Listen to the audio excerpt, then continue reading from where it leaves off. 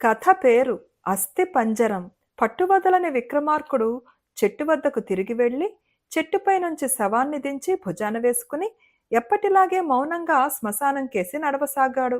అప్పుడు శవంలోని బేతాళుడు, రాజా, నీవు అపూర్వ శక్తులను కోరి ఇలా శ్రమపడుతున్న పక్షంలో నీ ప్రయత్నాన్ని మానుకోవటం మంచిది. ఎందుకంటే ఈ అపూర్వ శక్తులు ఒక్కొక్కసారి అవసరం కలిగినప్పుడు అందకుండా పోయి ప్రమాదం తెచ్చిపెడతాయి.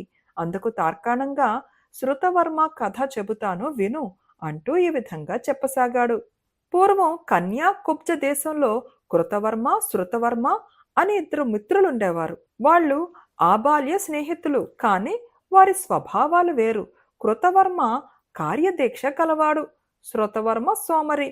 కృతవర్మకు కష్టపడి విజయాలు సాధించడం ఇష్టం, శృతవర్మకు తాగుడు జోదము ఇష్టం. అయితే ఉన్న చోట అవకాశాలు లేక కృతవర్మ బ్రతుకు తెరువు కోసం మరొక దేశానికి పోవాలని నిశ్చయించుకున్నాడు. శృతవర్మ కూడా అతని వెంట బయలుదేరాడు. ఇద్దరూ కలిసి నదులు, కొండలు, లోయలు దాటి మరొక దేశం వెళ్లారు. అక్కడ కృతవర్మ అహోరాత్రాలు శ్రమపడి పనిచేసి పుష్కలంగా డబ్బు పోగు చేసుకున్నాడు. శృతవర్మ జోదరులతోనూ తాగుబోతులతోనూ తిరిగి తుచ్చమైన సుఖాలతో కాలం వెళ్లబుచ్చాడు. 3 ఏళ్లు గడిచాయి. కృతవర్మ తాను సంపాదించిన డబ్బుతో స్వదేశానికి, స్వగ్రామానికి తిరిగిపోవాలని నిశ్చయించుకున్నాడు. అతను శృతవర్మను, నేను మన ఊరికి తిరిగిపోతున్నాను, నువ్వు కూడా వస్తావా అని అడిగాడు. నాకు కూడా రావాలనే ఉంది. ఈ దేశం కాని దేశంలో నాకేమీ సుఖంగా లేదు, కానీ ఎలా రాను? ప్రయాణపు ఖర్చుకు నా దగ్గర చిల్లి గవ్వలేదు, మంచి బట్టలైనా లేవు అన్నాడు శృతవర్మ. ఇద్దరూ కలిసే వచ్చారేమో. కృతవర్మకు ఒంటరిగా తిరిగి వెళ్లబుద్ధి కాలేదు. అతను శృతవర్మకు కొత్త బట్టలు కొనిపెట్టి ప్రయాణపు ఖర్చులు తానే భరిస్తానని చెప్పి అతన్ని కూడా తన వెంట బయలుదేరదీశాడు. వారు ఒక దేశాన్ని సమీపిస్తుండగా ఒక నిర్జనమైన కొండ కనుమలో శృతవర్మ తన మిత్రుణ్ణి చంపేసి అతని శవాన్ని దారి పక్క పొదలలో ఈడ్చేసి అతని డబ్బంతా తీసుకుని ఏమీ ఎరగనట్టు తన గ్రామానికి వచ్చేశాడు. గ్రామస్తులు కృతవర్మను గురించి అడిగారు. శృతవర్మ వారితో, వాడి మాట అడగకండి, మరో దేశం చేరగానే వాడు పూర్తిగా మారిపోయాడు. పాడుబుద్ధులు అలవర్చుకొని పాడు స్నేహితాలు మరిగి ఎందుకో పనికి రాకుండా పోయాడు. దారి ఖర్చులకైనా డబ్బు లేదు, అందుచేత వాడు అక్కడే ఉండిపోయాడు అని చెప్పాడు. కృతవర్మ పూర్తిగా మారిపోయాడని చెప్పిన శృతవర్మ తాను మాత్రం ఏమీ మారలేదు. అతను పాచికలాటలో పడి తాను కృతవర్మను చంపి కాజేసిన డబ్బంతా పోగొట్టుకున్నాడు. చివరికి అతనికి తన గ్రామంలో జరుగుబాటు కాలేదు.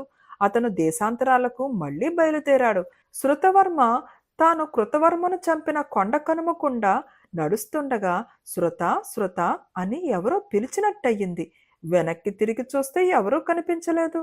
భ్రమాయి ఉంటుందనుకుని శృతవర్మ ముందుకు సాగాడు. కాని మళ్లీ అదే కేక వినపడింది. అతను ఆశ్చర్యపడుతూ ఈసారి శ్రద్ధగా ఆలకించి ఆ పిలుపు దారికి పక్కగా ఉన్న పొదల వెనక నుంచి వస్తున్నట్టు తెలుసుకున్నాడు. అతను పొద దగ్గరికి వెళ్లి చూసేసరికి ఒక అస్థి పంజరం కనిపించింది. అతను దానికేసి చూసి నిర్ఘాంతపోయి చూస్తుండగా ఆ అస్థి పంజరం, నన్నప్పుడే మర్చిపోయావా శృత? 3 ఏళ్ల కిందట నన్ను చంపి నా డబ్బు కాజేశావు. నేను కృతవర్మను, ఎప్పటికైనా తిరిగి కనపడకపోతావా అని నీ కోసం ఇక్కడ రోజు ఎదురు చూస్తున్నాను. ఇవాళ నువ్వు కనపడ్డావు, నా కోరిక ఫలించింది, నాకెంతో ఆనందంగా ఉన్నది అన్నది. శృతవర్మ కంగారు పడి అక్కడి నుంచి పారిపోదామనుకున్నాడు. కానీ అస్థిపంజరం అతని బట్ట గట్టిగా పట్టుకుని పోనివ్వలేదు. ఎక్కడికి పోతున్నావు అని అది శృతవర్మను అడిగింది. శృతవర్మ నిజం చెప్పేశాడు. మన ఊరెళ్ళాను, డబ్బంతా ఖర్చయిపోయింది, ఎక్కడన్నా పని చూసుకుందామని ఇలా బయలుదేరాను, నన్ను వెళ్ళని, నీకు పుణ్యం ఉంటుంది అన్నాడతను.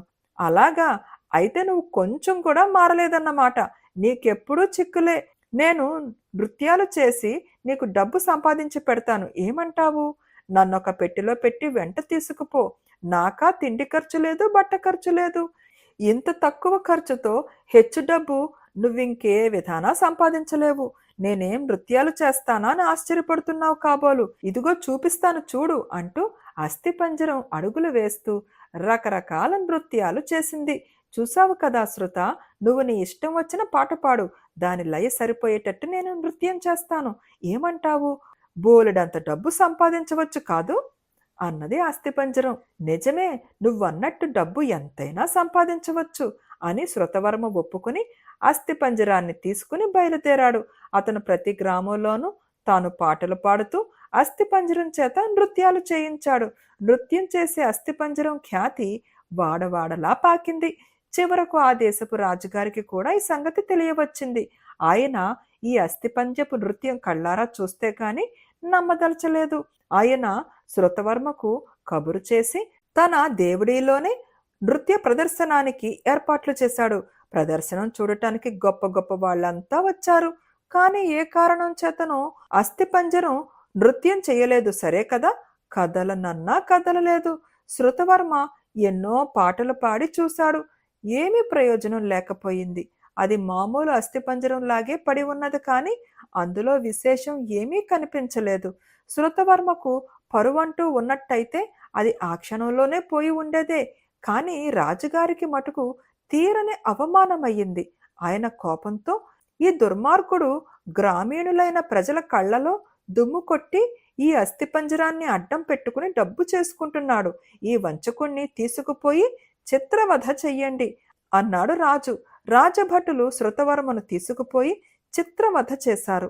బేతాళుడు ఈ కథ చెప్పి, రాజా, నాకొక్క సందేహం. తన మిత్రుడైన శృతవర్మకు చచ్చి కూడా ఎంతో సహాయం చేసిన కృతవర్మ అస్థిపంజరం రాజుగారి ఎదుట ఎందుకు నృత్యం చేయలేకపోయింది? ఈ అస్థిపంజరంలోని శక్తులు ఆకస్మికంగా ఎందుకు పోయాయి?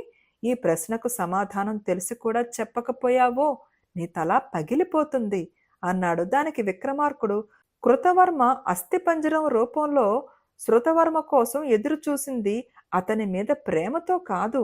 నృత్యాలు చేసి శృతవర్మకు కీర్తి, డబ్బు సంపాదించి పెట్టింది కూడా తన స్నేహితుడికి సహాయం చేసే ఉద్దేశంతో కాదు. తనను చంపిన శృతవర్మ పైన పగ తీర్చుకోవటానికి ఇదంతా చేశాడు. పగ తీర్చుకోవడం కోసమే రాజు ఎదుట అతని అస్థిపంజరం నృత్యం చెయ్యలేదు. అతని పథకం పారింది. రాజు శృతవర్మను చంపి కృతవర్మ పగ తీర్చాడు అన్నాడు. రాజుకి ఈ విధంగా మౌనభంగం కలగగానే బేతాళుడు శవంతో సహా మాయమై మళ్లీ చెట్టెక్కాడు.